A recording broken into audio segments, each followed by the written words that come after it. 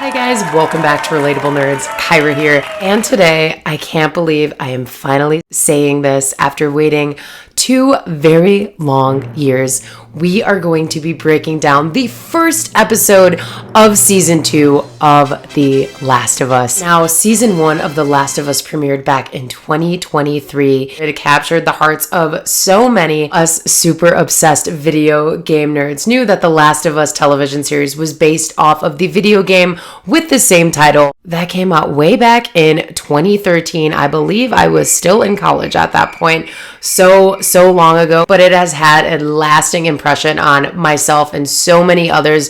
Truly one of my favorite video games of all time. There was also The Last of Us Part 2 video game that released not that long ago, back in 2020. Now fans had to wait 7 very long years to get the continuation of the video game, and it proved to be a game that had an incredible amount of discourse because of the new characters introduced, some of the events that take place pretty early on in part 2. There's so much that I can't say about part 2 without giving away any spoilers, and I'm sure many of you have already Googled what happens, or maybe you watched The Last of Us Part 2 gameplay, which is incredible. I highly recommend everybody to watch the gameplay and playing the game. Playing the game as equally as exciting as experiencing the television series. Now let's get into where we left off with The Last of Us Season 1.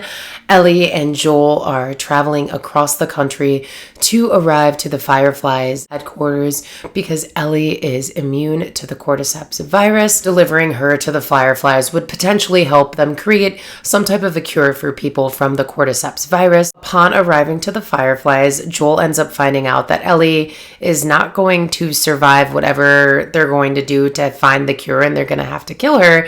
He is not taking that, so he ends up going on this crazy rampage at the hospital that the Fireflies are in. He kills every single last one of them and escapes with Ellie. He takes her to Jackson, Wyoming, where Joel's brother Tommy has been starting this new town of survivors. Ellie obviously wakes up eventually after coming out from the anesthesia, and she asks what happened, like, why am I here? And Joel ends up lying to her and saying that the Fireflies have already done a lot of experiments on some people that are immune, and they've kind of given up on finding a cure. He couldn't let that happen to her, so he lies to her in order to protect her. This is going to haunt us in part 2. We are going to be meeting a lot of new characters in part 2, and we actually start out this episode with meeting a new character. We meet Abby. We see her with all of her friends, and they're standing over a graveyard. She's very distraught. She's with her friends, and they're standing over a grave of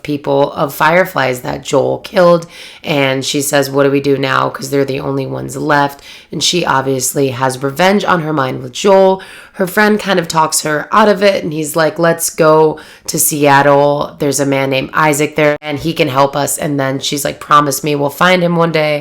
And that is how that scene ends. So in the game, you actually don't end up meeting Abby until halfway through the game. And you end up playing the game from Abby's perspective. You switch over from Ellie to Abby, and you see her story and what happened to her. You get to meet her friends and go through her experience in a world post-cordyceps virus infection. Obviously, this affected people in so many different ways as well, and they didn't say her connection to the people in the hospital that were killed yet, but she's obviously a Firefly, so it hits home. I don't want to spoil that part yet. Then we get the intro, and it's 5 years later now. There's a bit of a time jump. Joel and Ellie are living in Jackson, Wyoming with Joel's brother Tommy. We get to see Joel working on some circuit breakers that he's fixing. We get to meet a new character right away, Dina. This is going to be Ellie's best friend, and we are going to see a lot of Dina this season. He tries to teach her how to fix the circuits, and we come to find out that Ellie is a little upset with Joel at the current moment. Obviously, the lie he told her 5 years ago is definitely eating away at him. He doesn't want her to find out. He just wants to be close to her, like any father would want to be with their teenage daughter. We do find out that Joel is indeed in therapy. I did guess this when we watched the trailer, and his therapist is none other than Moira Rose. For all of you Schitt's Creek fans out there, played by Catherine O'Hara. We come to find out that the day he is seeing this therapist, it is her first birthday in 40 years without her husband. We also find out that Joel actually had to kill her husband. He didn't really have a choice, she says, but she does resent him for it, and she's been drinking before this therapy session because it's her birthday, and she woke up a little sad. They have part of their therapy session, and Joel brings up that he just wants to figure out how to get close to Ellie again. And she flat out asks him, she's like, did you do something to her? Did you hurt her? What are you not telling me?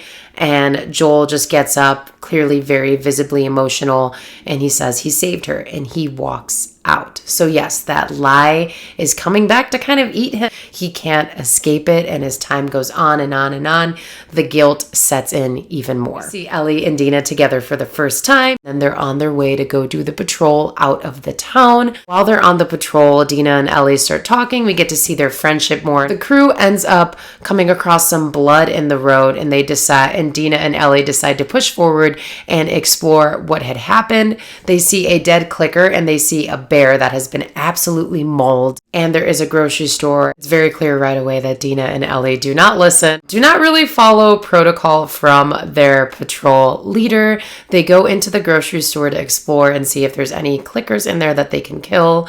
Upon entering, they start to sneak around and everything, which is very much like the video game. They can't see you, but they can hear you, so you can't make any noise. You could use a flashlight, they won't notice, but they can hear you walking and creeping around if you are loud. Ellie sneaks up on them and just starts stabbing them in the neck, which is a direct take from the game. This is often how you have to go and kill the infected, just because if you use your gun, it's going to attract more of them to attack you. So you kind of have to creep around very sneakily and kind of like shank them from the back in their neck. It's pretty intense. Ellie ends up falling through the ceiling to the main floor of the grocery store. Now she's alone, and Dina has to find a way to get to her. Remember, they were on the second floor of the grocery store, so they are not aware of who's on this first floor. Ellie starts walking around, and she sees one of the infected, and they end up getting in a pretty big scuffle. The infected ends up biting Ellie on the stomach, but we know she's immune, and at the same time, nobody knows that Ellie is immune. They are keeping it a secret still. Dina ends up finding Ellie. Ellie doesn't tell Dina that she's been bit or anything, and they're off on their way. They get back to the town, and they end up having to go in front of the board just because they didn't listen to their patrol leader, and the board's kind of upset with them. They don't really get into too much trouble. They just tell them to listen. We cut to Ellie back in her garage studio apartment, and she's writing in her journal, in her diary, which is such a huge part of the game. Ellie is always constantly writing in her diary, writing little notes about what happened. She draws in there. It's just a really, really cool resource in the game. And to just see those little moments in the TV show are really, really cool. We see Joel enter the studio, and he starts talking to Ellie. He notices that her guitar strings need to be restrung, and he's like, oh yeah, I'll do it for you. And it's kind of awkward. They don't really talk that much. You can feel the tension between them. Ellie clearly wants to set boundaries with Joel and figure out how to do things by herself, but Joel still is kind of, micromanaging her life and being that parent, like a hovering parent in a way, but he just cares about her so much, and it's kind of frustrating to watch Ellie just rebel like this in a way. I just wish she could be like a little bit nicer to Joel, just a little bit. That would like make him so happy. Come to find out that day is actually New Year's Eve, and there's going to be a big party. And that's where we end up in the next scene. Everybody's dancing. There's a live band.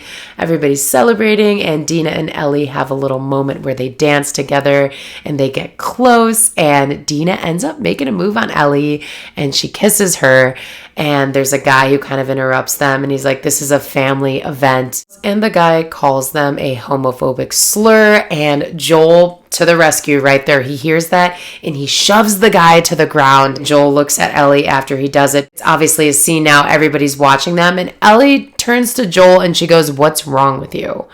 And like, yes, Joel, you didn't need to use violence. We could have just kicked the man out. But also, like, he's just sticking up for you, Ellie. He loves you. He means well. He's trying to impress you and help you in any way that he can. And Ellie is just being so hard on him. Nothing he does can be right in her eyes. And she yells at him in front of everybody. And it's like kind of a really awkward, painful moment. And Joel leaves.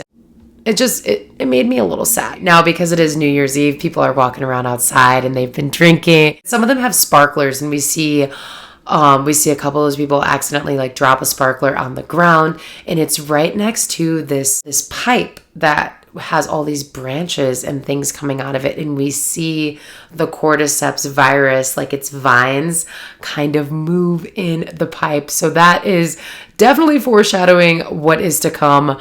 Not looking good with that. That definitely gave me the heebie-jeebies. That part wasn't in the game at all, just the way they've made it this kind of like vine that connects and everything. I think it's just such a cool new addition to the story. Now we end this episode with seeing Abby and her crew walking in the snowy mountains, getting closer to Jackson, Wyoming. Remember, Abby has revenge on her mind. We met her at the beginning of the episode. She wants to find Joel, and she wants to get her revenge. So they are making their way closer to finding Joel, and that is how this episode ends. Remember, it's 5 years later, so Abby has grown up a little bit too, come back for revenge. And wow, I already am so anxious about episode 2. I know we are all so deeply attached to Joel and Ellie and all of the characters we've met so far, and we are just meeting Abby for the first time, but we have to remember that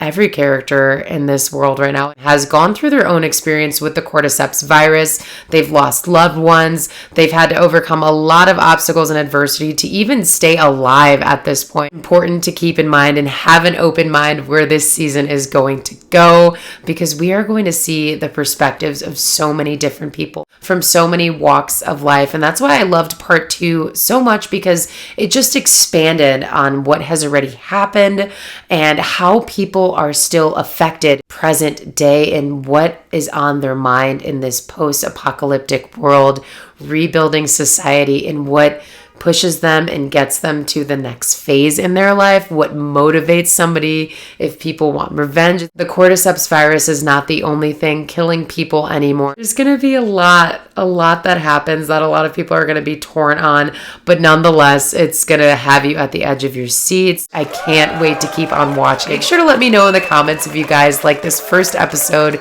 of season 2. If you don't know any spoilers yet, where you think this season is going to go. Thanks so much for watching, you guys. Bye.